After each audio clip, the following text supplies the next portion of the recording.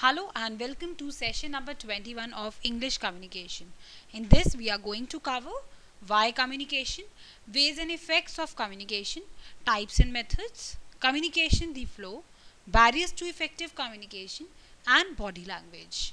First of all, I would like to tell you a little bit about communication and today's session, what's there in it, what is there for the day. We'll share knowledge, we'll have fun, we'll play roles, and we'll learn about communication. So let's discover the power of communication. First of all, we'll learn about communication and understand the communication.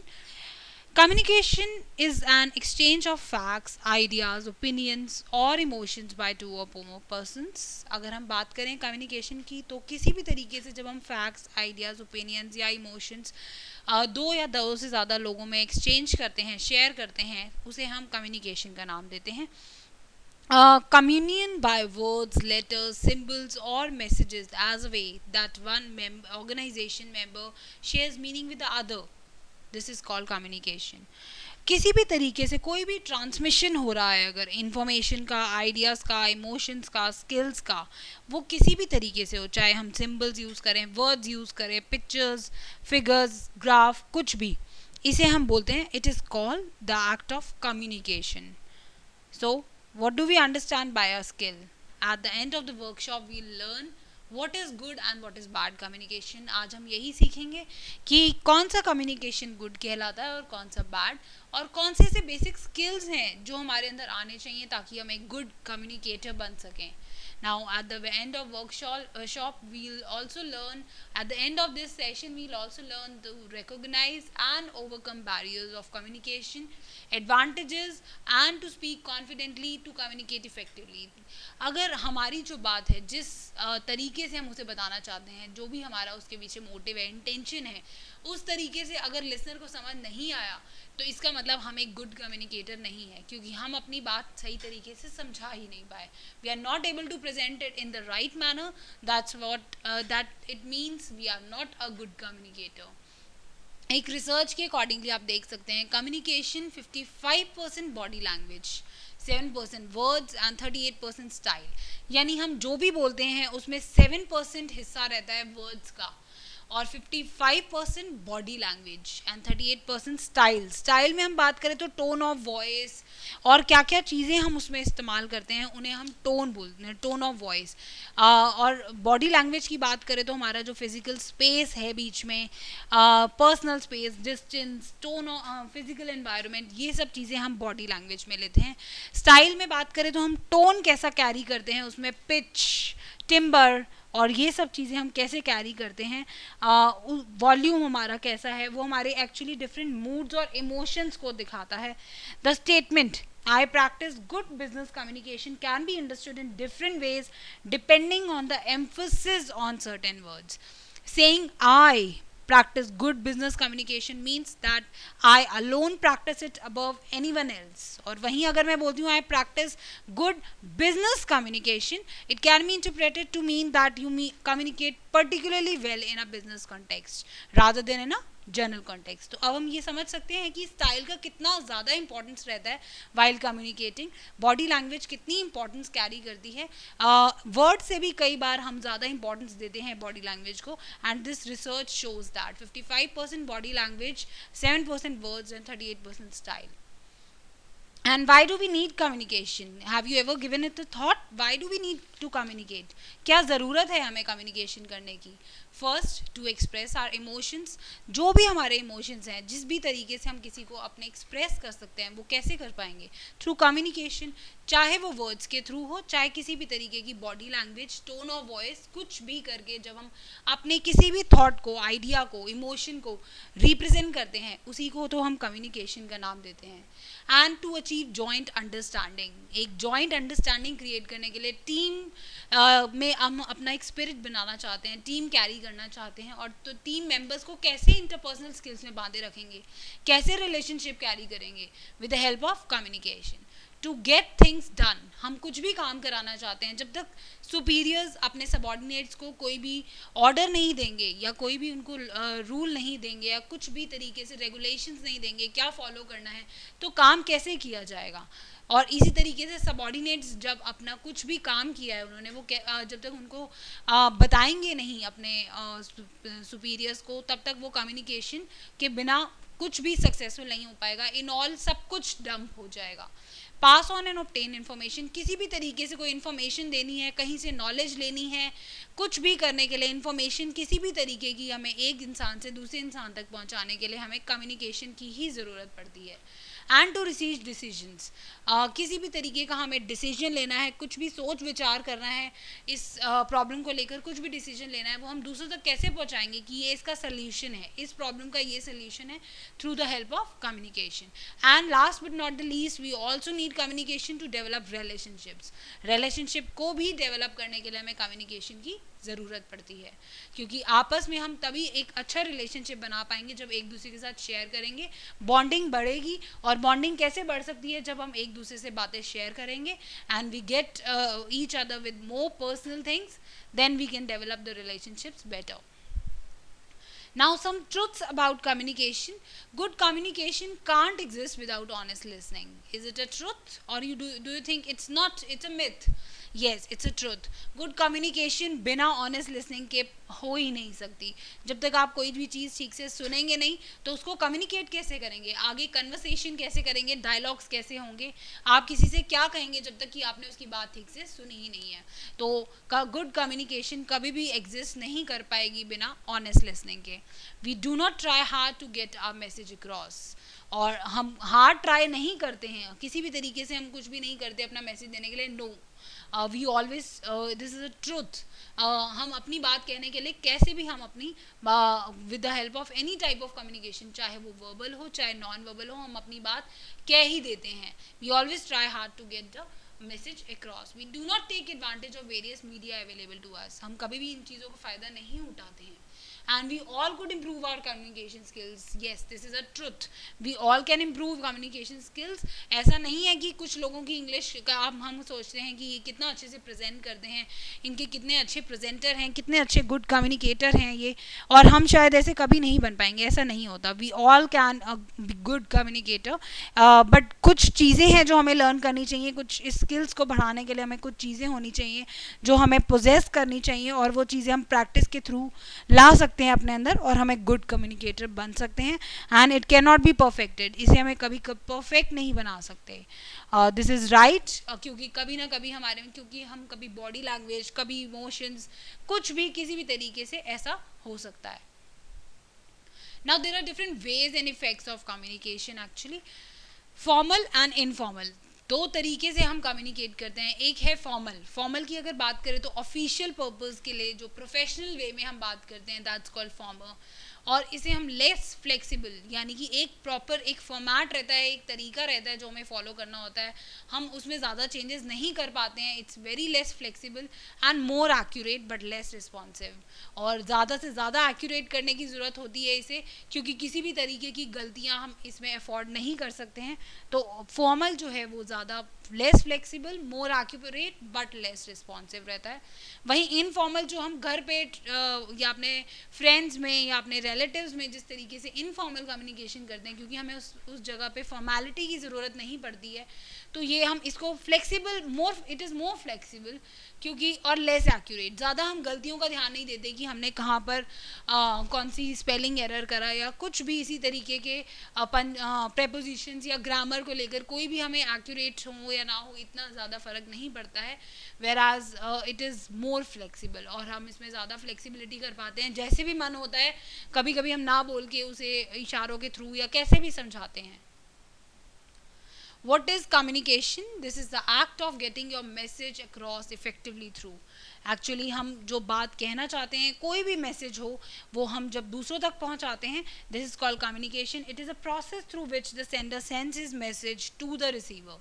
And the process of communication is said to be complete only when the receiver of the message is able to decode, understand and provide the required feedback to the sender. So first is spoken words, जिसके द्वारा हम communication कर सकते हैं। पहला है spoken words. Spoken words मतलब बोलकर। ये सबसे आसान और सिंपलेस्ट तरीका है। Then it is body language, जैसे मैंने आपको बताया कि हमारे नॉन वर्बल एक्सप्रेशंस जो है, नॉन वर्बल कम्युनिकेशन, चाहे वो जेस्चर्स को लेकर हो, पोस्टर्स को लेकर हो, कैसे भी हो, उसे हम कम्युनिकेशन में बॉडी लैंग्वेज के थ्रू हम अपनी बातों को, अपने मैसेज को दूसरों तक पहुंचाते हैं. Written words, yes, through writing, any kind of writing material like letters, memos, mails, कुछ भी जो वो हम रिटन वर्ड्स में लाते हैं, इससे भी हम अपना मैसेज दूसरों तक पहुंचाते हैं. एंड विजुअल्स, जिस तरह से आप अभी देख सकते हैं स्लाइड्स या प्रोजेक्टर्स, ये सब विजुअल्स में आती हैं और इनका बहुत ज़्यादा इम्पैक्ट रहता है क्योंकि हम काफ़ी लंबे समय तक इनको याद कर पाते हैं, काफ़ी रिटेनिंग पावर काफ़ी अच्छी रहती है इन सब विजुअल्स में. तो इन 4 तरीक़ों से हम अपना मैसेज दूसरों तक पहुंचा पाते हैं. Now there are different types and methods. जैसा कि मैंने आपको बताया, रिटन मीन्स रिटन फॉर्म, जहाँ पे हम लिख कर अपनी बात को कहते हैं, उसमें लेटर्स, मेमोज, रिपोर्ट्स आती हैं. वहीं स्पोकन की बात करें तो स्पोकन में phone calls, request, interviews, meetings, ये सब चीज़ें स्पोकन में आती हैं. जेस्चर्स में नॉन वर्बल कम्युनिकेशन, जिसमें tone, voice tone, action, silence भी हमारी बहुत कुछ बताती है बहुत बार. And facial expression, body movements, hand expression, hand movements, head movements, ये सब चीज़ें हमारे जेस्चर्स में आते हैं. विजुअल्स में जैसा मैंने अभी आपको बताया, जो हम देख कर कई चीज़ें रिटेन कर पाते हैं, जैसे स्लाइड्स हो गई, ओवर हेड प्रोजेक्टर्स हो गए, पेंटिंग्स हो गई, videos, films, photographs. And multimedia, multimedia मतलब जो एक चीज़ जो है वो मासेस तक पहुंचाने के लिए, large number of people at one go, जैसे कि टेलीविज़न, न्यूज़पेपर, मैगजीन्स, इंटरनेट, ये भी एक तरीका होता है जिससे हम अपने मैसेजेस को एक इंसान से कई लोगों तक पहुंचा सकते हैं. Now this is communication the flow, जिसके अंदर आप देख सकते हैं ये एक पूरा मॉडल रहता है कम्युनिकेशन का, जिसमें सेंडर होगा. Sender that means this is a person who transmits a message, जो मैसेज भेजेगा. For example, a manager is writing a letter of apology to a customer regarding a defective product, that means he is the sender there. और receiver की बात करें तो वो decoder है, यानी कि the person who notices and decodes और attaches some meaning to the messages. Decoding में हमेशा ऐसा नहीं होता कि जिस तरीके से सेंडर ने वो बात कही रिसीवर भी उसको वैसे ही ले. Decoding may not always be accurate and a wrong meaning may be attach to the message. For example, एक friendly joke can be taken as an offence also, और feedback given to a subordinate by a superior might be taken in the wrong sense. तो हर एक इंसान अपनी perceptions, अपनी thinking के accordingly उसमें कई चीज़ें ऐड कर देता है और कई चीज़ें हटा देता है. नेक्स्ट इज, आप देख सकते हैं सेंडर से फॉर्मुलेट होकर वो जो थिंकिंग है या जो भी मैसेज है वो बनकर फॉर्मुलेट होकर किसी चैनल के through, channel means the medium और the method use to deliver the message, जैसे कि ईमेल्स हो गए, टेलीफोन हो गए, जिस रास्ते से, जिस मेथड से मैसेज जाता है उसे चैनल बोला जाता है. और इस मेथड से, इस मीडियम से डिलीवरी हो गई रिसीवर तक, यानी जब जो इंसान who notice and decodes the message, then receiver उसमें अपनी परसेप्शन, अपनी थिंकिंग के अकॉर्डिंगली उसमें कई चीज़ें ऐड करेगा और उसके बाद अंडरस्टैंड करने की कोशिश करेगा उसके मैसेज को जो सेंडर ने भेजा. And then he gives his response. Response is feedback. जो भी बातें हम रिस्पॉन्स कैसे देते हैं, थ्रू कभी हम अपना कुछ क्वेश्चन पूछ लेते हैं. फीडबैक कुड बी वर्बल और नॉन वर्बल. वर्बल हम कर सकते हैं क्वेश्चंस पूछकर, या फिर रिटन में भी हो सकता है, जैसे कि मान लीजिए अगर किसी कस्टमर को कंप्लेंट लेटर भेजी गई और उसने वापस रिप्लाई किया, दैट्स कॉल्ड द रिस्पॉन्स. वहीं feedback could be non verbal also, as in smiles and nods of appreciation during a talk और प्रेजेंटेशन. इस तरीके से फीडबैक जाता है वापस रिसीवर से सेंडर तक और सेंडर अपना मैसेज रिसीवर तक भेजता है. Now you can understand this is the whole model of communication, जिससे कि हमेशा एक मैसेज दूसरे तक पहुंचता है और हमेशा ये प्रोसेस फॉलो करा जाता है. नाउ इफेक्टिव कम्युनिकेशन की अगर बात करें, कम्युनिकेशन तो हर जगह पे होता है, लेकिन वो इफेक्टिव कब कब होता है, जैसा कि मैंने आपको बताया, अगर जो सेंडर ने मैसेज भेजा है उसी वे में रिसीवर ने नहीं लिया तो वो मैसेज सक्सेसफुल नहीं हो पाता और वो कभी भी इफेक्टिव कम्युनिकेशन नहीं हो पाता. It is successful when the receiver interprets the meaning in the same way as been intended by the sender. The receiver does not always attach the same meaning to the message as the sender. When the message is wrongly interpreted, the communication is a failure. So we can say effective communication is even scarcer than quality water. Quality water से भी कम होता है effective communication and is measured by results और actions. और वो हम अपने actions या results से जान सकते हैं. हमारा जो feedback आ रहा है, हमने किसी से कुछ बात कही और उस feedback जो हमें सामने receiver अपना feedback देगा, उसके accordingly हम ये जान सकते हैं कि हमारा communication effective रहा या नहीं रहा. क्योंकि अगर उसने उस meaning नहीं पर attach किया जो हमने sender ने attach किया था उसके साथ इंटेंट जो करता था सेंडर, तो इसका मतलब वो कम्युनिकेशन इफेक्टिव नहीं है. Does not need to be very complex. ऐसा नहीं, इफेक्टिव कम्युनिकेशन को ये नहीं है कि बहुत कॉम्प्लेक्स वर्ड्स लगाए, आपने जार्गन्स लगाए, फैंसी वर्ड्स यूज करे तभी वो इफेक्टिव कम्युनिकेशन रहेगा. No, this is not at all important and it does not need to be very complex at all times and is aimed at informing others. Effective communication वही है जो M करता है दूसरों को इन्फॉर्म करने में. जो भी बात करनी है उसे सिर्फ इन्फॉर्म करना है and it's complete and clear.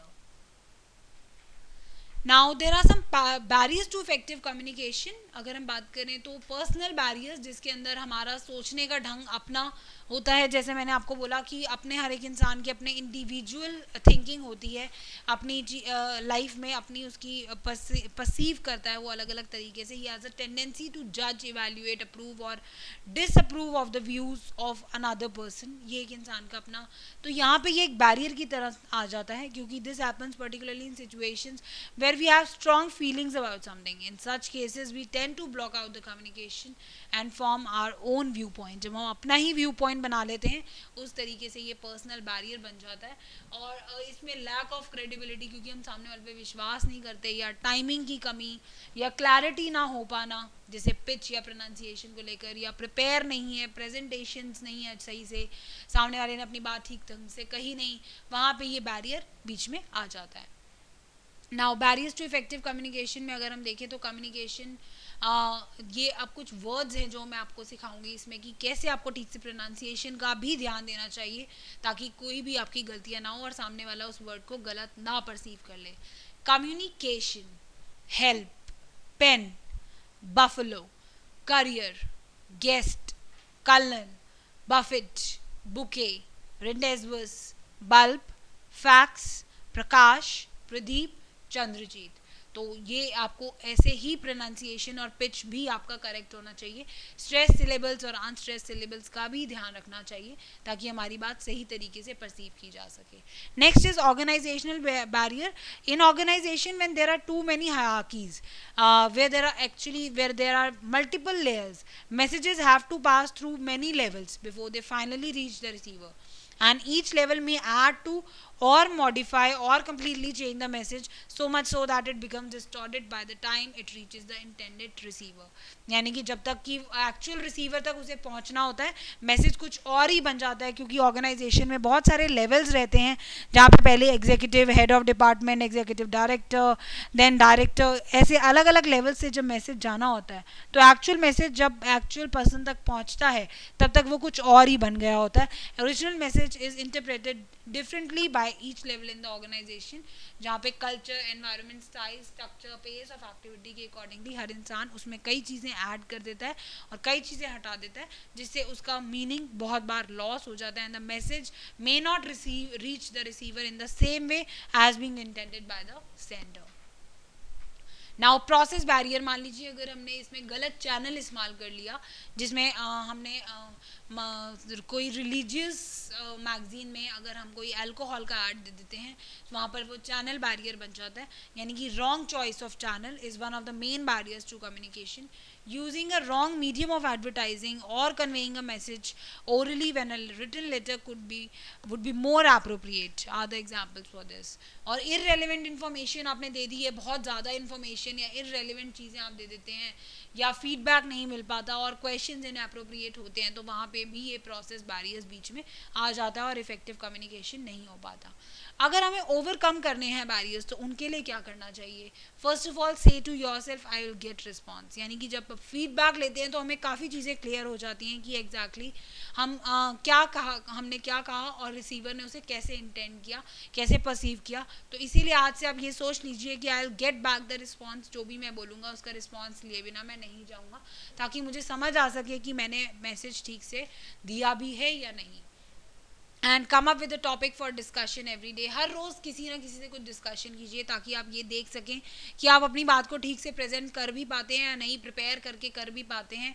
Presentation skills with proper pronunciation, pitch और emotions, mood, everything is in control और नॉट.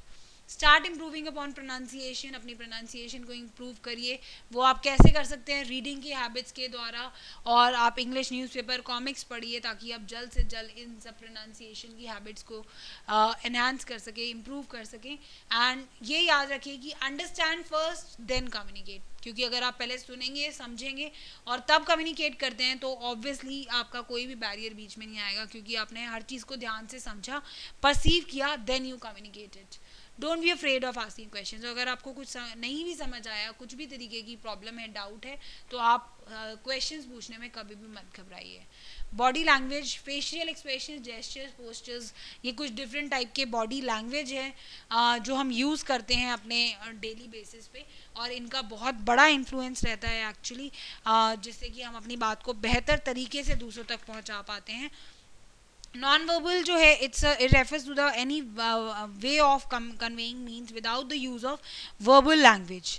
जैसे कि एग्जाम्पल मैं दे सकती हूँ आपको, game of dumb charades is a perfect example, because non verbal communication is generally unintentional, unlike verbal communication. All of us tend to communicate silently and unknowingly send signals and messages by what we do apart from what we say.